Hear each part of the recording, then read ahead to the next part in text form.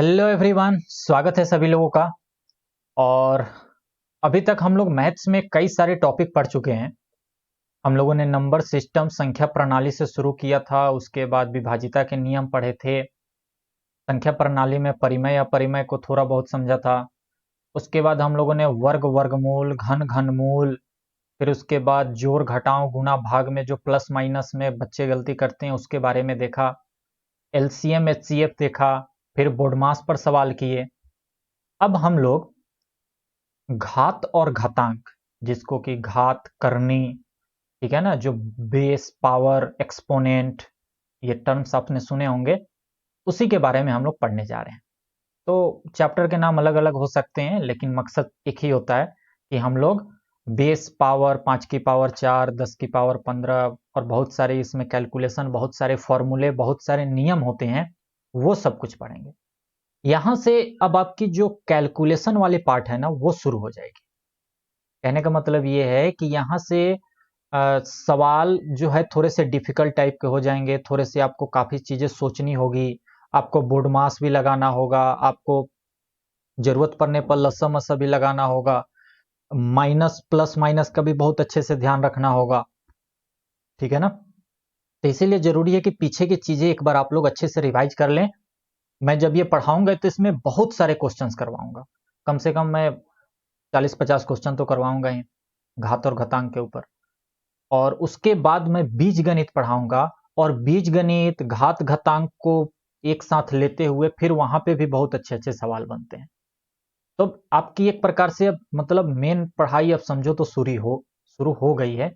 अब आप लोग थोड़ा सा प्रैक्टिस ज्यादा कीजिए, पीछे की चीजें भूलिएगा मत और आगे ज्यादा से ज्यादा प्रैक्टिस कीजिए। पीछे की चीजें आपको लगे कि कोई चैप्टर आप भूल रहे हैं, फटाक से नोट पलटिए, आधे घंटे में वो चैप्टर रिवाइज कर लीजिए। क्या बात समझ में आ रही है? चलिए, तो चलते हैं हम लोग अपने बोर्ड पे। और ये तो बोर्ड मास वाला सवाल था जो लास्ट में मैंने कराया था ये, ठीक है। चलिए, अब यहां से हम लोग अपना नया चैप्टर शुरू करते हैं। और चैप्टर का नाम तो बहुत सारे होते हैं, लेकिन मैं इसको घातांक ही कहता हूं, यानी कि एक्सपोनेंट, घातांक के नियम, ठीक है ना। एक्चुअल में इसमें हम लोग बहुत सारे नियम सीखने वाले हैं, तो वो हम लोग पढ़ते हैं। एक्सपोनेंट रूल या एक्सपोनेंट लॉ भी बोल सकते हैं, ठीक है। ओके, चलिए, तो कॉपी कलम लेकर हो जाइए तैयार और हम लोग शुरू करते हैं अपना काम। वर्ग, वर्गमूल, घन, घनमूल में अभी तक हमने क्या पढ़ा है? अभी तक हमने पढ़ा है कि जैसे भाई साहब हमने कहा 3 का वर्ग क्या होगा, तो आप क्या करते थे? 3 पर 2 की पावर कर देते थे और ये कहते थे 3 गुना 3 यानी कि 9। ये बात सही है ना? और इसी का उल्टा अगर देखा जाए तो हम लोग कहते थे कि 9 का वर्गमूल क्या होगा। 9 का वर्गमूल, तो आप कहते थे कि 9 का वर्गमूल को ऐसे लिखो, ठीक है ना। यहाँ पे 2 लिखो या ना लिखो आपकी मर्जी है। यहाँ पे 2 लिखो या ना लिखो आपकी मर्जी है। तो ये आता था 3। क्यों? क्योंकि यहाँ पे 2 लिखते थे तो 3 गुने 3, तो 2 अगर सेम नंबर है तो एक नंबर बाहर आ जाता था, वही आंसर हो जाता था। क्लियर है ना? और 9 का वर्गमूल तो डायरेक्ट बच्चों को याद रहता है कि 3 होता है। क्लियर? जैसे ऐसे ही हम नंबर ले लेते हैं। मान के चलिए कि हमने ले लिया 5। हमने कहा 5 का घन क्या होगा। हम लोगों ने पढ़ रखा है 5 का घन का मतलब क्या है कि 5 की पावर 3, यानी कि 5 को 3 बार गुणा करो तो ये कितना हो जाता है? 50 25 और 25 पच्चे 125। और हम लोग कहते हैं इसी का उल्टा कि 125 का घन मूल क्या होगा। घन मूल, 125 का घन मूल, तो हम लोग कहते हैं अच्छा 125 का घनमूल। अब यहां पर 3 लिखना कंपलसरी है। अगर आप नहीं लिखोगे तो वो वर्गमूल समझा जाएगा, तो इसीलिए यहां पे 3 लिखना ही लिखना है। क्या बात समझ में आ गई? तो यहां 3 लिखा है तो क्या मतलब है कि अंदर अगर एक नंबर 3 बार है, 3 के ग्रुप में है, तो उसमें से एक ले लो। तो 125 को हम लोग 5 गुने 5 गुने 5 लिख सकते हैं, और उसके ऊपर ये है, तो यानी कि इसमें से एक ले लो, तो ये हमारा 5 आंसर हो गया।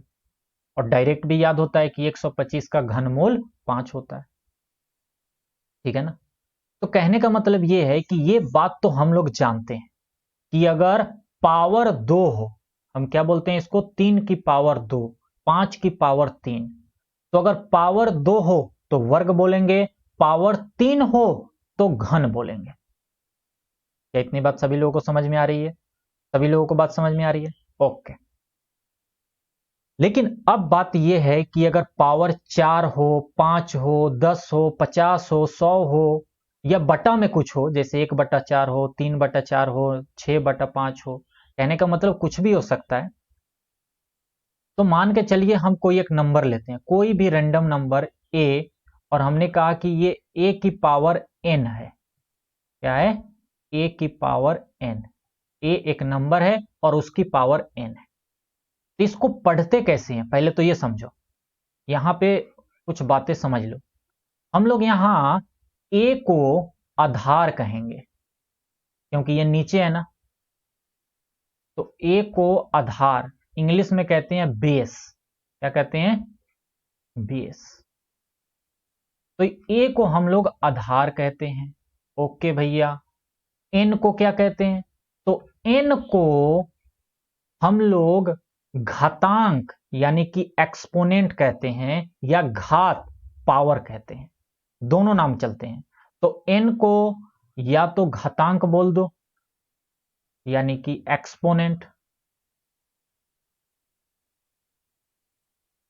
एक्सपोनेंट, या घात भी कह दो, घकर घात, यानी कि पावर। क्या सभी लोगों को यह बात समझ में आ गई? ज्यादा हम लोग जो पढ़ते हैं ना, जो ज्यादा हम लोग यूज करेंगे, वो हम लोग ऐसे पढ़ेंगे। हम लोग कहेंगे कि a की पावर यानी a की घात, ज्यादा हम पावर ही बोलेंगे, घात नहीं बोलेंगे। हम क्या बोलेंगे? a की पावर n है। क्या बोलेंगे हम? a की पावर n है। ऐसे ही हम बोलेंगे, ठीक है ना। ये बोलने का तरीका है, a की पावर n। ऐसे ही हम लोग हमेशा बोलेंगे, बोलने का तरीका ध्यान रखना। ये हमारा बोलने का तरीका होगा। ओके, ठीक है। तो ये बात सभी लोगों को समझ में आ गई। अगर a के ऊपर n लिखा है तो हम लोग बोलेंगे a की पावर n, मतलब a के ऊपर n लिखा है। जैसे एग्जांपल में देखो, जैसे एग्जांपल देखिए, एग्जांपल देखिए, हमने ऐसा लिखा, तो इसको हम लोग क्या बोलेंगे? इसको हम लोग बोलेंगे 3 की पावर 2। 3 की पावर 2। अच्छा, 3 की पावर 2 बोलो, या बोल दो कि 3 का वर्ग है, 3 का स्क्वायर है, तो भी बात सही है। लेकिन जनरली हम लोग क्या बोलेंगे? 3 की पावर 2। और इसकी वैल्यू क्या हो जाती है? 3 गुने 3 यानी कि 9। जैसे मान के चलिए ऐसे लिखा है 4 की पावर 3, तो इसको हम लोग क्या बोलेंगे? 4 की पावर 3, यानी कि 4 गुने 4 गुने 4। 4 को कितनी बार गुना करना है? 3 बार। तो 4 चौका 16 और 16 चौका 64। क्या सभी लोगों को बात समझ में आ रही है? तो कहने का मतलब यही है मेरा कि ये जो वर्ग और ये जो घन है, ध्यान से सुनिएगा मेरी बात, ये जो वर्ग और ये जो घन है, ये तो हम जनरली यूज करते हैं। हमारा एक नाम हो जाता है कि अगर पावर 2 होगा तो उसको हम लोग वर्ग बोल देंगे, अगर पावर 3 होगा तो उसको हम लोग घन बोल देंगे। लेकिन मैं कहता हूं कि अगर मान के चलिए, सपोज डेट, कि पावर कुछ और हो, 2 और 3 ना हो, तो उसका क्या कोई स्पेशल नाम होता है क्या? तो नहीं, उसका कोई भी स्पेशल नाम नहीं होता है। उसका कोई भी स्पेशल नाम नहीं होता है। हम लोग सिंपली ऐसे ही बोल देते हैं। जैसे लिखा हो 5 की पावर 4, तो हम लोग सिंपली बोल देंगे कि ये लिखा है 5 की पावर 4, और इसका मतलब है कि 5 को 4 बार गुना कर लो। 50 25, 25 25 125 और 125 25 625। ये 625 आंसर हो जाएगा। तो किसी नंबर का कोई भी पावर लिखा हो तो हम सिंपली ऐसे ही बोल देंगे 5 की पावर 4, 4 की पावर 3, 3 की पावर 2, और इन दोनों का स्पेशल नाम होता है तो आप उस स्पेशल नाम से भी बोल सकते हो कि 3 का वर्ग किया गया है, 4 का घन किया गया है, ठीक है ना। वैसे जनरली हम लोग यही बोलेंगे कि 3 की पावर 2, 4 की पावर 3, 5 की पावर 4। ज्यादातर हम लोग ऐसे ही बोलेंगे। क्लियर? सभी को ये बात समझ में आनी चाहिए। ओके, जैसे मान के चलिए लिखा हो 2 की पावर 6, तो हम लोग क्या बोलेंगे इसको? 2 की पावर 6, ठीक है। क्या बोलेंगे?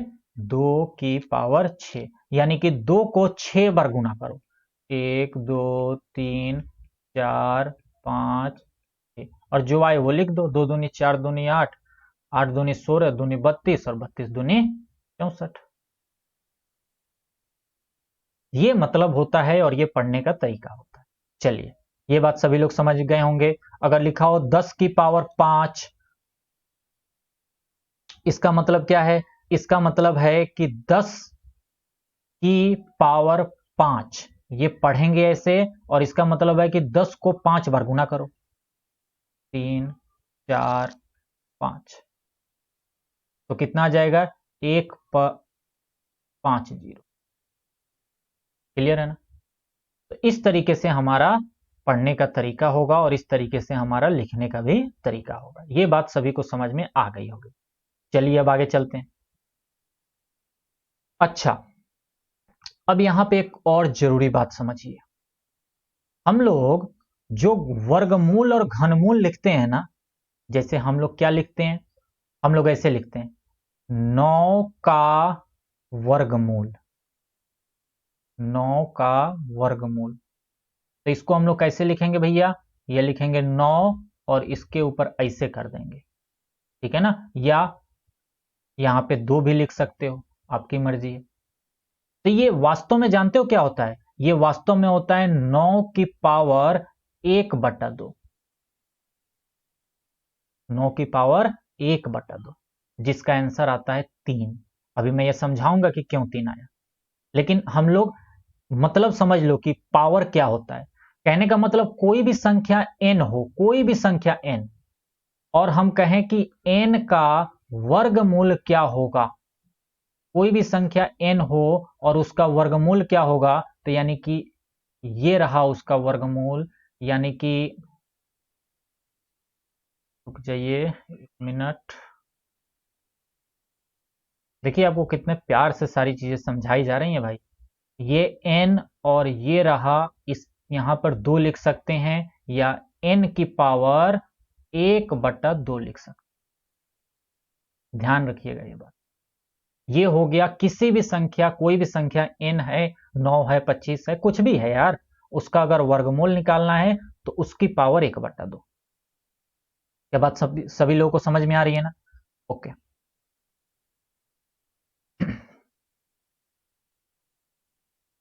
सेम वैसे ही घनमूल के लिए, सेम वैसे ही घनमूल के लिए यहां पे और एग्जांपल लिखने की जरूरत है क्या? यहां पे अगर मैं लिख दूं, जैसे कि रुकिए 1-2 बातें लिख ही देता हूं मैं। जैसे कि ऐसे लिखा है स्क्वायर रूट 25, इसका मतलब क्या है? 25 की पावर 1/2 लिखा गया है। बात समझ में आ रही है? जैसे कि 36, अंडर रूट 36 लिखा है, इसका मतलब है कि ये 36 की पावर 1/2 लिखा गया, ये मतलब है। तो ये बात अब सभी लोगों को समझ में आ गई हो। सेम वैसे ही घनमूल के लिए भी कहानी है। जैसे कोई भी हम लोग नंबर ले लेते हैं, 3 3 9 3 27, चलो अच्छा 3 का तो कई बार ले चुके, 5 का ले लेते हैं, 5 का ले लेते हैं। मैं कहूं 125 का घनमूल क्या होगा? 125 का घनमूल क्या होगा? तो आप कहोगे कि 125 इसके ऊपर कर दो ऐसे, यहां लिख दो 3। इसका मतलब हो गया 125 का घनमूल। तो ये 125 का घनमूल ऐसे लिखते हैं, यानी कि इसको अगर हम पावर में लिखना चाहें तो इसको लिखेंगे 125 की पावर क्या 1/3। क्या लिखेंगे भाई 1/3। यानी कि कोई भी संख्या n हो, कोई भी, और हम कहें कि किसी संख्या n का घनमूल क्या होगा, तो आप कहोगे कि वो संख्या n पर ऐसे करके 3 लिख दो, यानी कि वो संख्या n की पावर है 1/3। सभी लोगों को ये बात समझ में आ गई? क्लियर है ना? जैसे मैं कहूं 216 का घनमूल क्या होगा, इसका मतलब है मैं कहना चाह रहा हूं कि 216 की पावर 1/3 क्या होगा। तो डायरेक्ट याद है तो बच्चे 6 लिख देंगे, ठीक है ना? जिनको डायरेक्ट याद है वो लिख देंगे। तो ये बात समझिए। ओके, जैसे मैं कहूं 343, ये सभी लोगों को याद है ना? इसका घनमूल क्या होगा, मतलब यहां 3, मतलब कि मैं पूछ रहा हूं 343 का घनमूल यानी 1/3, जो कि सभी लोग जानते हैं कि इसका आंसर होता है 7। क्लियर है सभी लोगों को ये बात? अभी आगे आए और जैसे बढ़ते जाएंगे ये चीजें और क्लियर होती जाएंगी, चिंता करने की जरूरत नहीं। ठीक है, और एग्जाम्पल लिख दूं क्या? और एग्जाम्पल यहां पर लिखने की जरूरत है क्या? एक और एग्जाम्पल देख लो, जैसे मैं कहूं 27 का घनमूल क्या होगा, तो यानी कि मैं कहना चाह रहा हूं कि 27 की पावर 1/3 का मतलब आंसर कितना आएगा, क्या मतलब होगा? तो सभी लोग जानते हैं 27 का घनमूल 3 होता है। तो ये बात ध्यान रखना कि अगर अगर क्या यहां पर ध्यान रखने योग्य बात है, वो मैं समझाने की अब कोशिश कर रहा हूं। ये सब याद रखना कि 3 की पावर 2 लिखा है, यानी कि 3 गुने 3, 5 की पावर 4 लिखा है, यानी कि 5 गुने 5 गुने 5 गुने 5, लेकिन 5 की पावर 1/2 लिखा है, तो यानी कि वो हम वर्गमूल की बात कर रहे हैं। बात समझ में आ रही है ना? 5 की पावर 1/3 लिखा है, यानी कि हम वो घनमूल की बात कर रहे हैं। ये बस इंपॉर्टेंट बात है। तो ये सारी चीजें अब आप लोगों को समझ में आ गई होंगी, ठीक है ना? जैसे मैं कहूं 10 की पावर 5, 10 की पावर 5, तो आप क्या कहोगे? आप कहोगे कि ये रहा 10 की पावर 5, ऐसे लिखेंगे हम 10 की पावर 5, यानी कि 10 को 5 बार गुना करेंगे। ऐसे ही बात हुई थी ना हमारी? मैं कहूं 2 की पावर 4, आप क्या कहोगे? आप कहोगे कि 2 की पावर 4, यानी कि 2 गुने 2 गुने 2 गुने 2, जो आंसर आएगा वो हो जाएगा।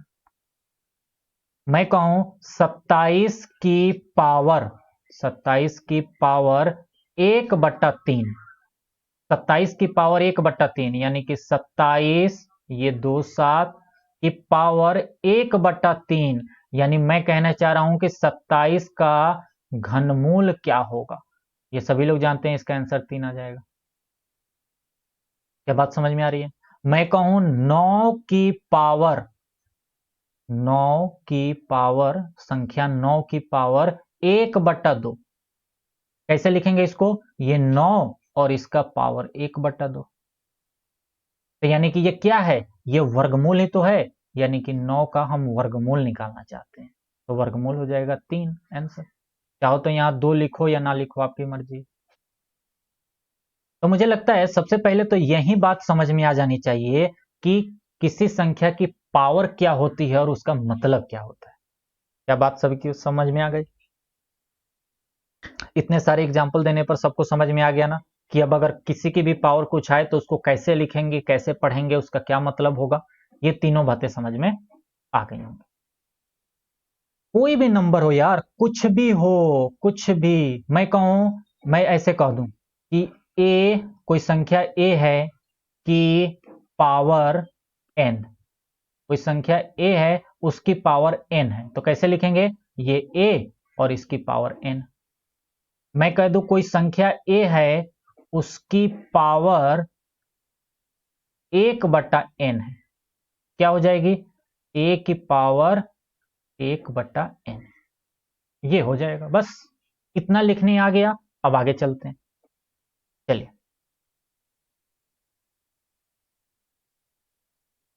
आइए अब आगे हम लोग चलते हैं, और आगे अब यहां से हम लोग एक एक नियम पढ़ने वाले हैं, ठीक है ना। अब यहां से हम लोग एक एक नियम पढ़ने वाले हैं, लगभग 8 10 के आसपास नियम होते हैं टोटल। तो एक एक नियम अब हम लोग करने वाले हैं। तो इस क्लास में मैं आप लोगों को 2-3 नियम सिखाऊंगा, उसके बाद अगली क्लास में।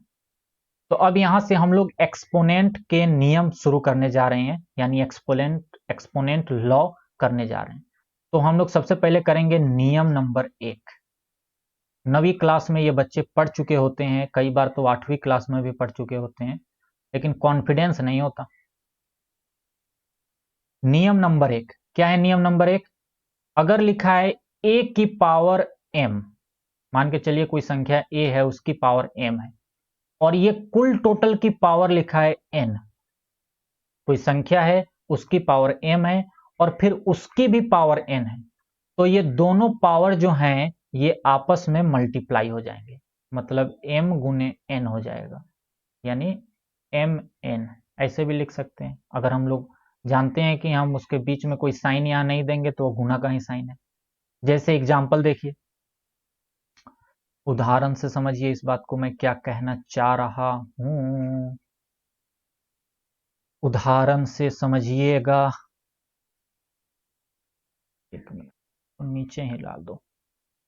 आइए उदाहरण से समझिए। जैसे मैंने कहा कि 2 की पावर 3 है और फिर इसकी पावर 2 है, तो यानी कि ये हो जाएगा 2 की पावर 3 गुने 2, यानी कि 2 की पावर 6। और 2 की पावर 6 कितना होता है? 2 दूनी 4, 4 दूनी 8, दूनी 16, दूनी 32, दूनी 64। क्या बात सभी लोगों को समझ में आ गई? सभी लोगों को बात समझ में आ गई? मैं कहूं 3 की पावर 5 है, मैं कहूं 3 की पावर 5 है, और फिर इसकी पावर 1/5 है। 3 की पावर 5 है और टोटल की पावर 1/5 है, तो क्या हो जाएगा? 3 की पावर 5, और फिर ये उसी के पावर में है, तो ये गुना में चला जाएगा। ये गुना में चला जाएगा तो ये 5 और ये 5 कैंसिल, यानी कि यहां पर कितना बचा? 1 बचा, यानी 3 की पावर 1, यानी कि 3 आंसर। ठीक है ना? देखिए कितना मजेदार चीजें बन रही हैं। जैसे मैं कहूं 64 की पावर 1/3 है, 64 की पावर 1/3 है। अब आप कहोगे कि हाँ यहीं छोड़ दो, लेकिन जो अच्छे बच्चे होंगे उनको दिख जाएगा। क्या दिख जाएगा? कि भाई साहब ये जो 64 लिखा है, ये जो 64 लिखा है, इसको हम लोग 4 गुने 4 गुने 4, यानी कि 4 की पावर 3 लिख सकते हैं। तो 64 की जगह हम लोग लिख सकते हैं 4 की पावर 3, क्योंकि 64 का घनमूल 4 होता है, और इसकी पावर 1/3 पहले से दिया हुआ है। तो यानी कि ये कुल टोटल आ गया 4 की पावर 3 गुने 1/3। ये 3 से 3 कट गया, यानी 4 की पावर 1 बचा। ठीक है, और आंसर हो गया 4। नोट करो इतनी सारी चीजें। देखो मैं बार बार कहता नहीं हूं नोट करो, आप लोग खुद वीडियो को रोक रोक के बीच में नोट करते जाओ चीजों को। क्लियर है ना? वीडियो को बीच बीच में रोको और खुद से नोट करते जाओ। तो आप लोग देख रहे हो, मतलब कहने का यही है कि अगर एक की पावर दी गई है और उसकी भी पावर कुछ है, तो वो दोनों आपस में मल्टीप्लाई हो जाएंगे, वो दोनों आपस में गुणा हो जाएंगे। बस इतनी सी बात ध्यान में रखनी है। सभी लोगों को बात समझ में आ रही है ना? ओके। अब देखिए, अब एक एक एग्जाम्पल और कर लेते हैं। जैसे कि लिखा है 5 की पावर 2 और इसकी भी पावर 2। इसका मतलब क्या है? 5 की पावर 2 गुने 2, यानी कि 5 की पावर 4, यानी कि 5 गुने 5 25, गुने 5 125, गुने 5 625। Answer clear? एक और एग्जांपल देखो। अभी जो हम लोगों ने पीछे ये काम किया है, ये जो मैंने अभी बताया, ये सारी चीजें कि अगर n का वर्गमूल आ जाए, अरे n का वर्गमूल यानी n की पावर 1/2, n का घनमूल यानी n की पावर 1/3। यानी कि कहने का मतलब ये 27 की पावर 1/3, तो इसको ऐसे लिखेंगे 1/2, 1/4, 1/10, कुछ भी आ सकता है। ऐसा नहीं है कि 1/2, 1/3 ही आएगा, कुछ भी आ सकता है। तो मान के चलिए ऐसे हमें सवाल दिया गया है, ऐसे दिया गया है 36 की पावर 1/2, 36 की पावर 1/2, यानी कि ये क्या है? 36 की पावर 1/2 क्या है? ये वास्तव में देखा जाए तो 36 का स्क्वायर रूट ही तो है ना? 36 का अंडर रूट ही तो है। यहां पे हम 2 लिखें या ना लिखें हमारी मर्जी है ना? तो देखो अब इसको मैं इस नियम से कैसे सॉल्व करता हूं, इस नियम से मैं सॉल्व कर रहा हूं।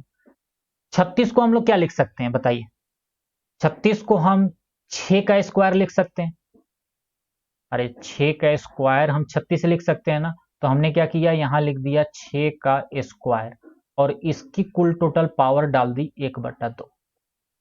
अब ये 6 की पावर 2 और इसकी पावर 1/2 है, तो यानी कि 6 की पावर 2 गुने 1/2 हो जाएगा इस नियम के हिसाब से। तो यानी कि ये 2 से 2 कैंसिल हो जाएगा, यानी कि 6 की पावर 1 बचेगा, यानी कि 6 आंसर आ गया।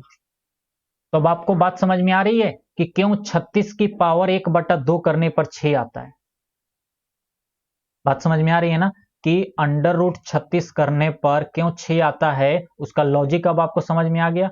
ये है इसका लॉजिक। क्यों 64 का घनमूल निकालने पर हमें 4 मिलता है, उसका लॉजिक ये रहा। क्योंकि 64 को हम लोग 4 की पावर 3 लिख देंगे और फिर इसके ऊपर 1/3 है, वो 3 से 3 कट जाएगा, 4 की पावर 1 यानी 4 आंसर बच जाएगा।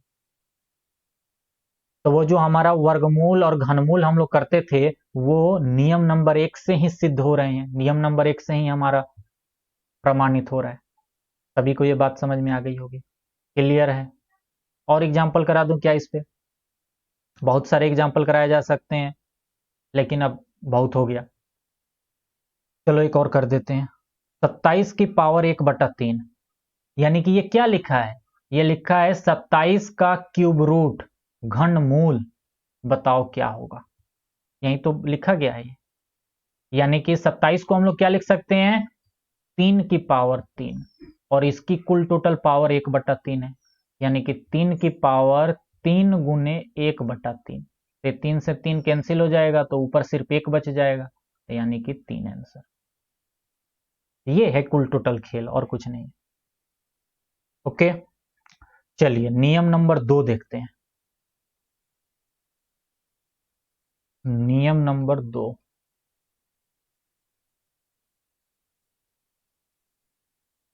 नियम नंबर 2 ये है कि मान के चलिए कोई संख्या है जिसकी पावर कुछ है, जैसे a की पावर m है और इसको हम लोग गुना कर रहे हैं, सेम नंबर है लेकिन अब पावर अलग है, तो ये हो जाता है सेम नंबर और दोनों पावर आपस में जुट जाते हैं।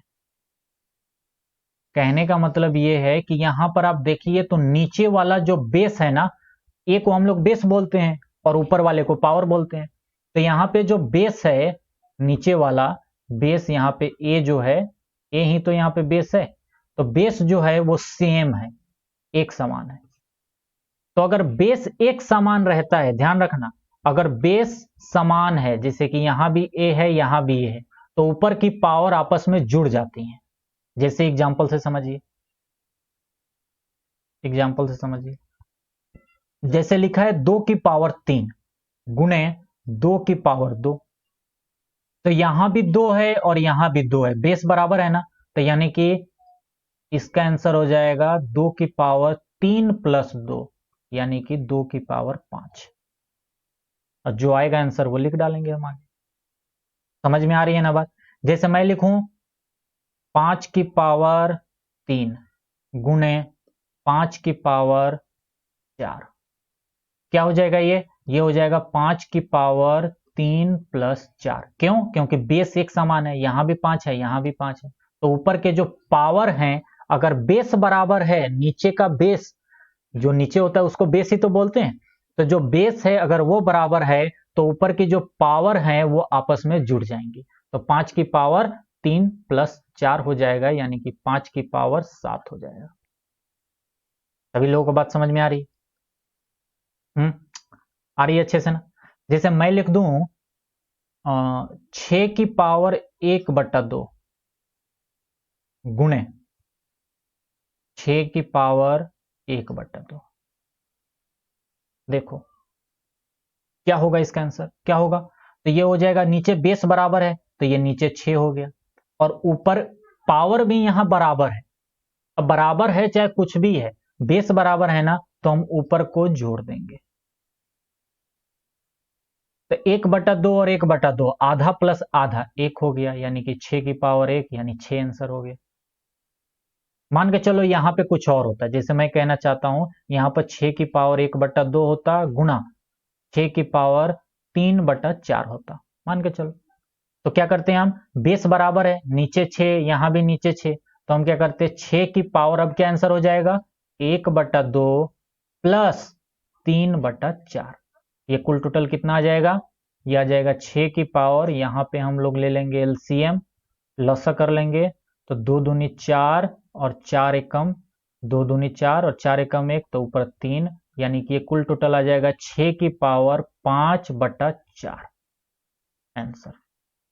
6 की पावर 5/4 आंसर आएगा। चाहो तो इसको ब्रैकेट में रख लो, अच्छा लगेगा देखने में। तो ये बात ध्यान में रखनी चाहिए आपको कि जब हमारा बेस अगर बराबर होगा, बेस बराबर होगा तो ऊपर की पावर क्या होगी, जुट जाएंगी। अगर वो दोनों गुना में है तो, अगर दो संख्याएं गुना में हैं और दोनों का बेस बराबर है तो उनकी पावर जुट जाएंगी। सेम वैसे ही, सेम ऐसे ही तीसरा नियम देखिए, तीसरा नियम है, नियम नंबर तीसरा है कि अगर बेस बराबर है, जैसे a की पावर m है और एक और बेस, लेकिन ये यहां पे अब घटाव है, ओ सॉरी भाग है, क्या है, भाग है, यानी कि इसको ऐसे भी लिख सकते हैं a की पावर m बटा a की पावर n, लिख सकते हैं ना। तो ये जो होगा इसका आंसर आएगा a की पावर m माइनस n। समझो, देखो a की पावर m गुना a की पावर n था, तो बेस a था और m और n जुट रहे थे, आपस में जोड़ा जा रहा था जब गुना था बीच में, तो ठीक है ना। और जब बीच में भाग आ गया तो हम घटा देंगे, बस इतना ही अंतर है। ठीक है, एग्जाम्पल में देख लो, जैसे लिखा है 5 की पावर 7 भागा 5 की पावर 4, यानी कि इसको हम लोग लिख सकते हैं 5 की पावर 7 माइनस 4, यानी कि 5 की पावर 3। ठीक है ना, इस चीज को ऐसे भी लिख सकते हैं 5 की पावर 7 बटा 5 की पावर 4। उसके बाद चाहो तो लिख लो 5 की पावर 7 माइनस 4, यानी कि 5 की पावर 3। ठीक है ना, प्रूविंग के लिए तुम देख भी सकते हो, इसको जरा सॉल्व करके देखो, 5 की पावर 7 यानी कि 5 7 बार, 1 2 3 4 5 6 7, और नीचे 5 4 बार, 1 2 3 4, तो ये कट जाएगा, ये, तो ऊपर कितना बचा 5 की पावर 3, यानी 5 3 बार है ना, तो 5 की पावर 3 बचा, तो वहीं तो आंसर आया। तो ये भी रूल ध्यान रखना, क्लियर है ना। एक छोटा सा एग्जांपल और कर लेते हैं, जैसे लिखा हो 6 की पावर 6 भागा 6 की पावर 4, तो क्या हो जाएगा, ये हो जाएगा, मतलब ये ऐसे लिखा है 6 की पावर 6 बट्टा 6 की पावर 4, भागा में ही है तो भागा में ऐसे भी तो लिखते हैं हम लोग, यानी कि ये कुल टोटल क्या लिखा है 6 की पावर, अब हम लोग घटा देंगे क्योंकि भाग में है तो घटा देंगे, तो ये हो जाएगा 6 की पावर 6 माइनस 4, यानी कि 6 की पावर 2, यानी कि 36 आंसर। सभी लोगों को बात समझ में आ रही है ना। एक और एग्जाम्पल करो, एक और एग्जाम्पल छोटा सा देखो, जैसे लिखा है 5 की पावर 1/3 भागा 5 की पावर 1/6, बेस बराबर है, दोनों 5-5 हैं, ऊपर का पावर जो है वो अलग अलग है। तो इस चीज को हम लोग ऐसे लिख सकते हैं 5 की पावर 1/3, 5 की पावर 1/3 बटा 5 की पावर 1/6, यानी कि अब इसको हम लोग घटा देंगे, 5 की पावर 1/3 माइनस 1/6, तो 5 की पावर कितनी हो जाएगी, मैं ब्रैकेट लगा देता हूं ताकि देखने में अच्छा लगे। तो नीचे की तरफ 6 हो जाएगा, 3 दूनी 6, यहाँ 2 और 6 कम 1 यानी यहाँ 1, यानी कि यह आ जाएगा 5 की पावर 1/6 आंसर, 5 की पावर 1/6। क्या सभी लोगों को बात समझ में आ रही है? अच्छा, एक और ध्यान रखने वाली बात है, सुनो, मैं नियम 2 ही आज बता रहा हूं, 3 नियम हो गए, 3 नियम। जैसे अगर लिखा है 5 की पावर 1/2, तो उसको हम लोग क्या लिख देते हैं, ऐसे लिख देते हैं, और यहां पे 2 लिखें या ना लिखें हमारी मर्जी। 5 की पावर 1/3 तो हम लोग ऐसे लिख देते हैं, ऐसे करके लिख देंगे। तो ऐसे ही अगर 5 की पावर कुछ भी लिखा है, जैसे 1/6 लिखा है, तो इसका मतलब इसको ऐसे भी लिख सकते हैं, 5 ऐसे करके यहां 6। अगर 5 की पावर 1/50 लिखा है, तो इसको हम लोग कैसे लिख सकते हैं, 5 ऐसे करके यहां पे 50। बात समझ में आ रही है ना? ये सब सेम बात है। तो ये सारी बातें थोड़ा सा दिमाग में रखना। आज बहुत सारी रूल्स हो गए होंगे, अगर किसी ने नहीं पढ़ रखा होगा पहले से तो बहुत सारी चीजें हो गई। आप लोग इन सारी चीजों को याद कीजिए, सारी चीजों को रिवाइज कीजिए, सारी चीजों को खुद से एक बार कीजिएगा। आगे चल के मैं कुछ होमवर्क भी दूंगा, बहुत सारे सवाल भी कराऊंगा, तो और प्रैक्टिस होंगी। अभी तो शुरुआत हुई है, ठीक है ना, अभी इसके हमारे ख्याल से 2-3 लेक्चर और आएंगे, तो पहले इतना कीजिए, फिर उसके बाद हम लोग आगे बढ़ेंगे। क्लियर है ना? तो रूल नंबर 3 तक हम लोगों ने कर लिया, अब रूल नंबर 4 से करेंगे नेक्स्ट क्लास में। एक मिनट। ओके, तो आप लोगों को वीडियो कैसा लग रहा है, आप लोगों को पढ़ने में मजा आ रहा है कि नहीं, हमें कमेंट में जरूर बताते रहिएगा, और हमें भी बताते रहिए कि कैसा लग रहा है, आप लोगों को पढ़ के मजा आ रहा है या नहीं। और वीडियो को लाइक कीजिए, चैनल सब्सक्राइब नहीं किया तो सब्सक्राइब जरूर कर लीजिए, ताकि कोई भी नोटिफिकेशन हो, कोई भी नया वीडियो हो, आप लोगों तक जरूर पहुंचे, ठीक है ना।